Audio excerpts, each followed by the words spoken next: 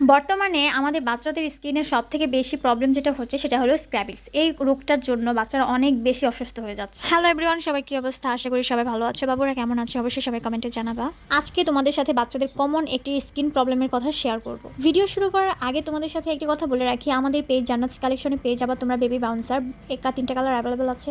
তাছাড়াও পেয়ে যাবে বাচ্চাদের সলিড কম্বো সেট। তো যার যার লাগবে অবশ্যই তাড়াতাড়ি ইনবক্স করে ফেলো। কয়েকদিন ধরে লক্ষ্য করছি জাইফা মনির আবারও সে ক্র্যাবিক্স হয়েছে। মানে জাইফা মনি যখন অনেক ছোট ছিল, 1 মাসের মতো বয়স ছিল, তখন ওর শরীরে সারাটা শরীরেই ছোটো ছোটো বিচি দানার মতো হয়েছিল। তখন আমি ডক্টর দেখিয়েছিলাম আর ডক্টর বলেছিল এটা নাকি স্ক্যাবিস, মানে খোসপাচড়া যাকে বলে আর কি। এটার বাংলা হলো খোসপাচড়া। তো এই সমস্যাটা আসলে অ্যাভেলেবেল হচ্ছে বাচ্চাদের, মানে খুবই কমন এখন একটি সমস্যা। এই স্ক্যাবিস আর বা খোসপাচড়া খুবই কষ্ট দেয় বাচ্চাদেরকে, শুধু বাচ্চা না বড়দেরও অনেক বেশি কষ্টদায়ক। আর এই যে দেখেন, আমি জাইফামনিকে ছোটোবেলায় একটা লোশন ব্যবহার করেছিলাম, ডক্টর এটাই সাজেস্ট করেছে।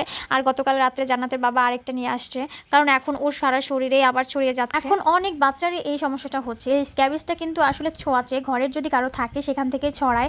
আমার কিন্তু সিজারের আগে হয়েছিল এই সমস্যাটা, যদিও আস্তে আস্তে এটা দেখলাম যে কমে গিয়েছে, কিন্তু সিজারের পর জাইফামনির হয়ে গেছিলো। জাইফামনিকে ডক্টর দেখিয়েছে, তখন ডক্টর বলেছে যে ঘরের সবাইকে একসাথে এই লোশনগুলো ব্যবহার করতে হবে।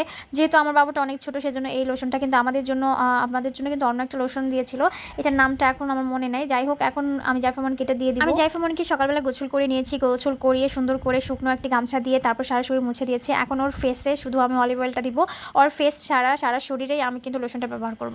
তো যাই হোক, মুখে যেহেতু ওই লোশনটা দিব না, সেজন্য মুখে আমি অলিভ অয়েলটা দিয়ে নিচ্ছি। অলিভ অয়েল দেওয়ার পর সারা শরীরে আমি ওই লোশনটা দিয়ে। তো আমার অলিভ অয়েল দেওয়া শেষ, ওর সাথে একটু দুষ্টামি করে নিচ্ছি, এতে বা বাচ্চারা মায়ের হলো বন্ধনটা ভালো হয়। তো এখন হলো জাইফামনি সারা শরীরে দিয়ে দিব। আমার জাইফামনির 2 হাতের তালুতে অনেক হয়েছে, একটা পানি ঠোসের মতো আর কি, মানে গোটা গোটাগুলোর ভিতরে পানি থাকে। তো যাই হোক, এখন সারা শরীরে আমি এই লোশনটা দিয়ে দিব। এটা কিন্তু একদম সাদা একটা পাতলা লোশন। তো আমি শুধু হাতের তালুতে আর পায়ের তালুতেই দিব না, কারণ হাতের তালু যেহেতু ও এখন হাত মুখে নেয়, তো যখন রাতে ঘুম আসবে তখন আমি হাতের তালুতে দিয়ে দিব। তাছাড়া এখন সারা শরীরে এটা মেখে দিব। এই খোসপাচড়াগুলো বেশিরভাগ বাচ্চাদের নাভিতে, তারপর হাতের তালুতে, পিঠে, পেটে এগুলো অংশে বেশি হয়। ডক্টর আমাকে বলেছে এই লোশনটা সারা শরীরে, মানে বাচ্চাদের সারা শরীরেই দিয়ে দিতে হবে। আপনার 2 পায়ের চিপায়, অনেকে ভাবে কি পায়ের চিপায় দেওয়া যাবে না, তা না, পায়ের চিপায়ও দিতে হবে। জাইফামনির পিঠে, পেটে অনেক বেশি পরিমাণে ছড়াচ্ছে, আর এগুলো এত বেশি দ্রুত ছড়িয়ে যায় আপনি ধরতেই পারবেন না।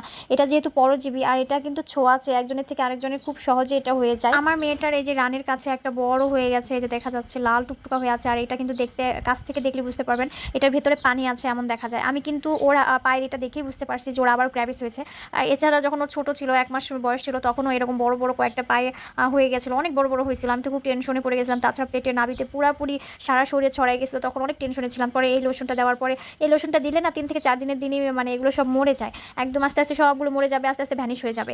বড় বড় যেগুলো সেগুলো আস্তে আস্তে একদম মিশে যাবে। এই যে আজকে জাইফামনিকে যে লোশনটা দিয়ে দিচ্ছে, আজকে বিছানার চাদর, তারপরে জামা কাপড় যা আছে এগুলো গরম পানি দিয়ে, কুসুম না অনেক কড়া গরম করে, তারপরে কাপড় চোপড়গুলো অনেকক্ষণ ভিজিয়ে রেখে তারপরে এগুলো সব ওয়াশ করব। আর এগুলো ওয়াশ করে করেই ব্যবহার করতে হবে। যে কয়দিন আমরা লোশন ব্যবহার করব সেই কয়দিন জামা কাপড় গরম পানি দিয়ে সুন্দর করে ধুয়ে তারপরে ব্যবহার করতে হবে। তাছাড়া এখন জাইফামনিকে দিয়ে দিচ্ছি, তাছাড়া হলো আমরাও ব্যবহার করব আমাদের যে লোশনটা আছে এগুলো, কারণ এগুলো একটা না একসাথেই করা ভালো, তাহলে দেখা গেছে যে এগুলো দ্রুতই মিশে যাবে, চলে যাবে। পুরো তোমাদের কার কার বাবুদের আসলে এই ক্র্যাবিস হয়েছে অবশ্যই কমেন্টে জানাবা। আর আরেকটা কথা বলে রাখি, আমি আমার বাবুর ক্র্যাবিসে যদি এই লোশনটা ব্যবহার করে থাকি, তোমরা আবার এটাই ব্যবহার করো না, আসলে ডাক্তারের পরামর্শ নিয়ে ব্যবহার করতে হবে। জাইফামনিকে ডক্টর এটাই দিয়েছে, আর সেই জন্য এটা দিলে ওর শরীরে এগুলো মরে যায়, সেজন্য আমি এটা নিয়ে আসি। যে দেখো আমার বাচ্চার হাতে তালুতে কেমন ফোসা ফোসা পড়ে গেছে, মানে এগুলো এত পরিমাণে ওর হাতে হয়েছে, এত দ্রুত যে এত মানে। যাই হোক, এটা আসলে এটা থেকে মুক্তি পেতে হলে আমাদের সবাইকে পরিষ্কার পরিচ্ছন্ন থাকতে হবে, জামা কাপড় সবসময় গরম পানি দিয়ে ওয়াশ করে ব্যবহার করতে হবে। তো আজকের ভিডিওটি এই পর্যন্ত ছিল, সবাই ভালো থাকো, আল্লাহ হাফেজ, টেক কেয়ার।